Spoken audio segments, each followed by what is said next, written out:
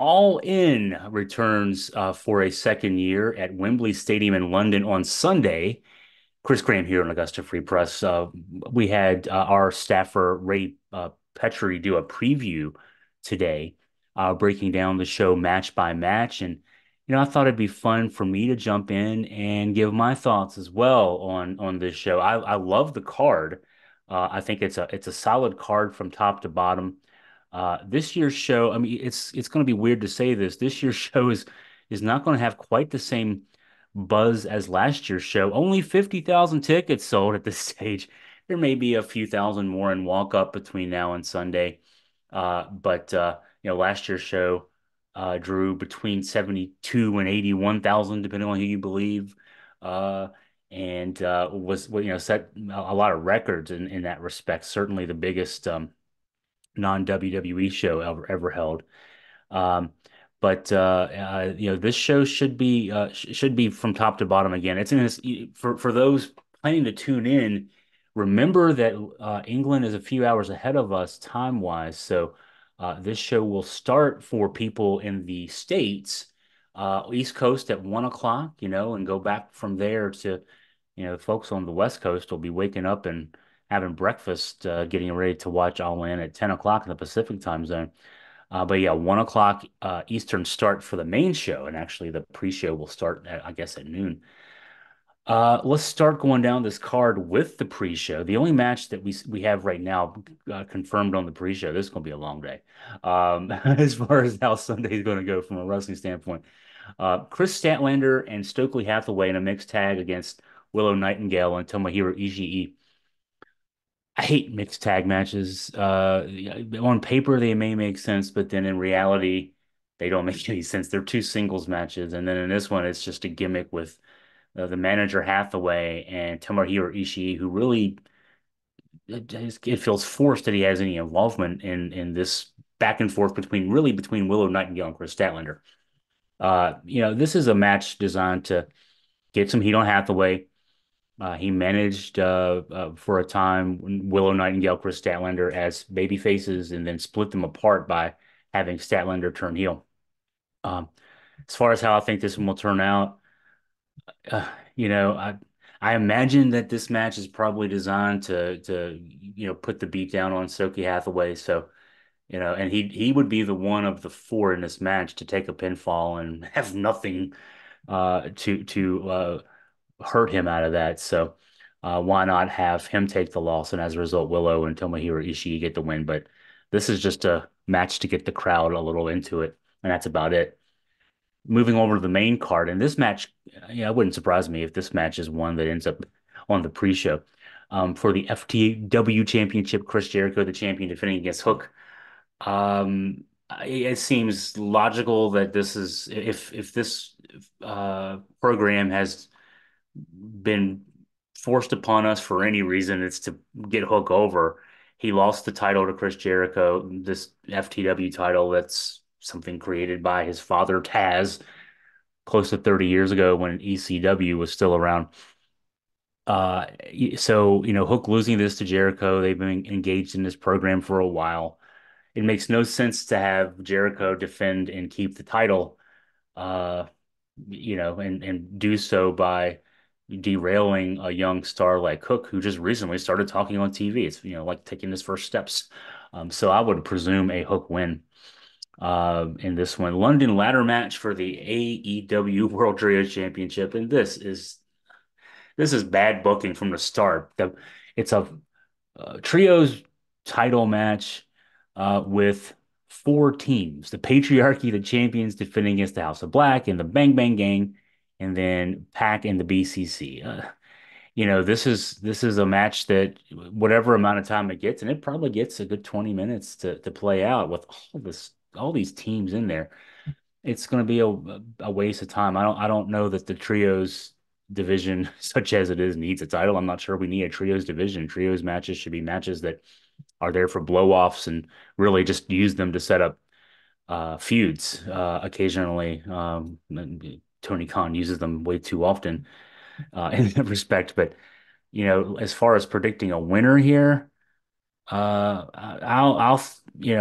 go the boring route and think that patriarchy will keep the belts. In a four-way match of any kind, whether it's singles, tag teams, or trios. My God, this is just ridiculous. But um,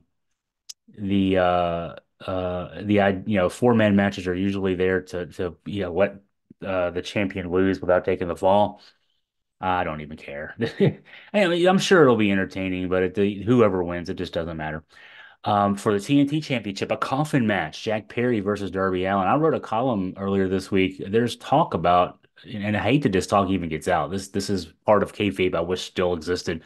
There's talk about Darby Allin maybe getting a run with the AEW World Title, which I broke down just how ridiculous it would be to have a 5'8", 175-pound world champion when you're trying to look legitimate.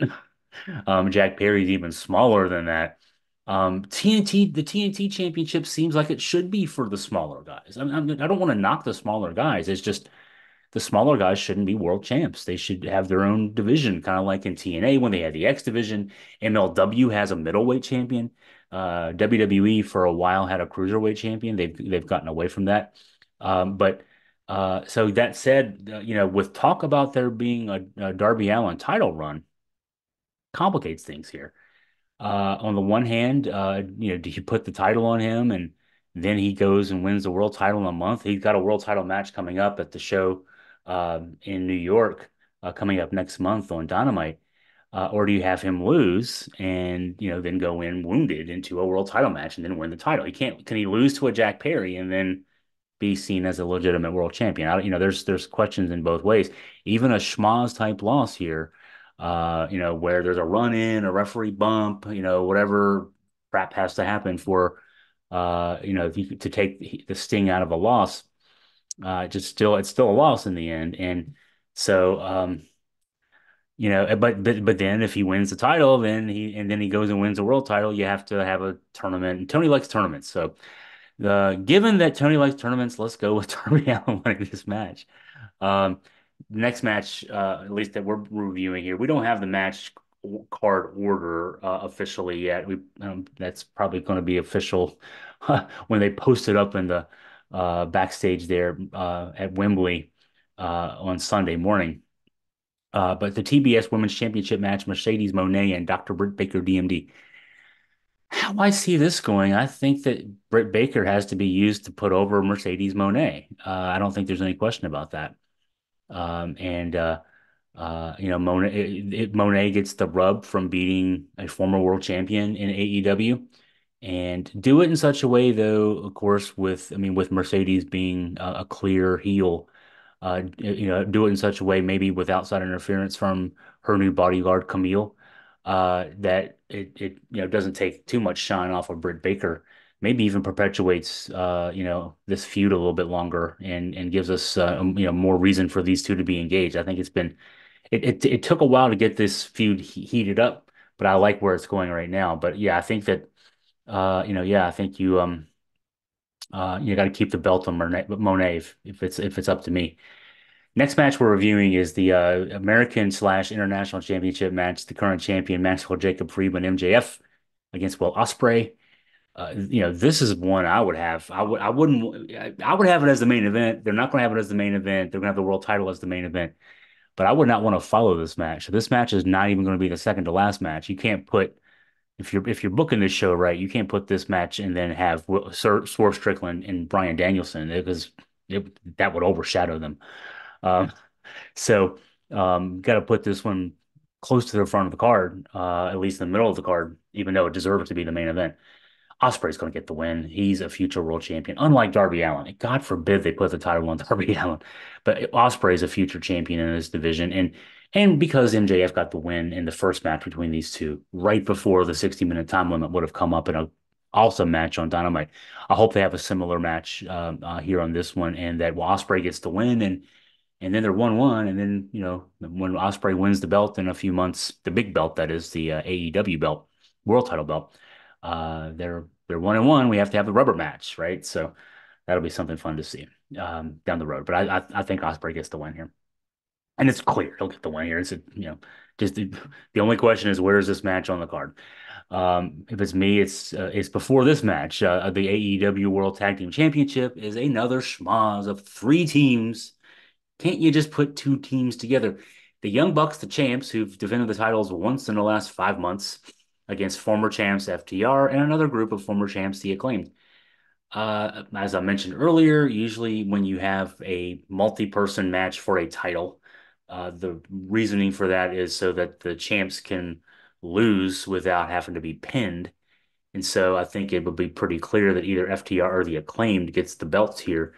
The Acclaimed have been acting more heelish lately, and I think a heel win for the Acclaimed pinning FTR and setting up a program for those two teams is the way to go here. So that's how I would book this one. The Casino Gauntlet match is another one that you don't care about. This is to win a future shot at a world title match.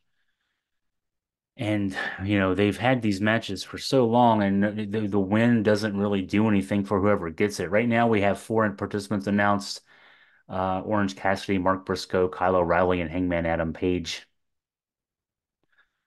Uh, Ricochet is the rumor is that he's signed and he will be possibly debuting this weekend. That's the only thing that can make me care about this match. I would I would want to put him in this match because I don't want him to have a world title shot. And then what Tony Khan does so often is he debuts a guy and then they have to lose a big match early in their career. In AEW, that is. So, but it's probably what he's going to do. He's probably going to have Ricochet come in, win the match, and then in a month or two lose a world title match. That's just what Tony does. He doesn't get booking in that respect. Um, Also a possibility to switchblade Jay White. I'm looking at the column that Ray wrote for us. Jay's been gone for a while. It's a possibility he would come back in. But again, unless there's a Ricochet surprise entry, and I would only like to see that just for the buzz. Um, this match is a forgettable one. Uh, the next match we're going to review is the AEW Women's World Championship match, Toni Storm, Mariah May. This one's been in the works for so long. It reminds me of the Mickie James, Trish Stratus storyline from 20 years ago in WWE. You bring in somebody, they're the acolyte. Eventually they turn. And it was obvious this is where this was going to go all along. You got Toni Storm from Australia. You got Mariah May from Great Britain, but she's the heel. Will she be the face in Great Britain, on her home soil? I don't really care about that. I love the Toni Storm story arc. I love her character. I think this one works well if Mariah May wins, but I don't think it ends the feud. I think it's just something that would then, deepen the feud between these two, and I think that would be a way to do that. Let's see. And then the final match. This is an interesting one to analyze. Swerve Strickland defending the AEW World Title against Bryan Danielson. So, I mean, we've been force-fed for months that Bryan Danielson is retiring, that his contract was up August 1st. He signed a short-term deal just to continue. The stipulation of this match is, of course, the world title versus Danielson's career. If Danielson loses, he has vowed never to wrestle again. He's in his early 40s. I don't think he's never going to wrestle again. He seems like to me the kind of guy that can be of value to a company on a part-time basis. And it's smartly just getting out and not wanting to be there full time. But he could be a Brock Lesnar type contributor or a Roman Reigns type contributor to WWE champions who worked a part-time schedule. And that's why I wonder if Danielson maybe, okay, so we're being led to believe by everything about this storyline that he loses the match and retires, goes off in the sunset. The other sliver of it, though, is that if he wins the match, we've already seen AEW do a story where Sting and Darby Allin won the World Tag Team titles from the Young Bucks at a show in Greensboro that I attended live back in March in Sting's retirement match, and then they won the tag team belts, and then just had to give them up because Sting was legitimately retiring. And so, that could be what you're thinking otherwise. Oh, yeah, well, they'll just have him win and then give the title up and have a world title tournament because Tony loves tournaments. I'm not sure that even that's the case. I think I could make a case for Bryan Danielson winning this match and being a part-time champion. So the other side of this is Swerve Strickland. He deserves to be, he's had a nice but brief run. He's been champ, I think, for 4 months. I think he won the belt in April. So it feels like it could be a longer time. The first couple of months were wasted. He was a baby face and he was getting beat up by the Christian Cage patriarchy group way too much for a world champion to be getting over. He's been acting heelish lately, back to his strength as a wrestler. And he's still over with the fans in that respect.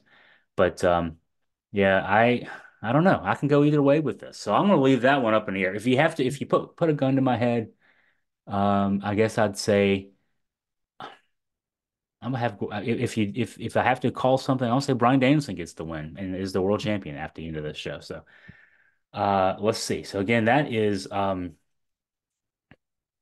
Sunday at 1 o'clock Eastern time. If you're over in the UK, I think that's 7 o'clock your time. Uh, and wherever else you are in the world, I don't know what Greenwich Mean Time is. I gotta kind of memorize that. But yeah, Sunday is the show. We will have, of course, a review of the show on the Augusta Free Press website Sunday evening. If I can break myself away after sitting down for all those hours watching this show and make some sense of things, we'll do a video here as well. But in the meantime, if you have any questions for me, any comments, anything you want me to look into story-wise, please feel free to email me at chris@augustafreepress.com.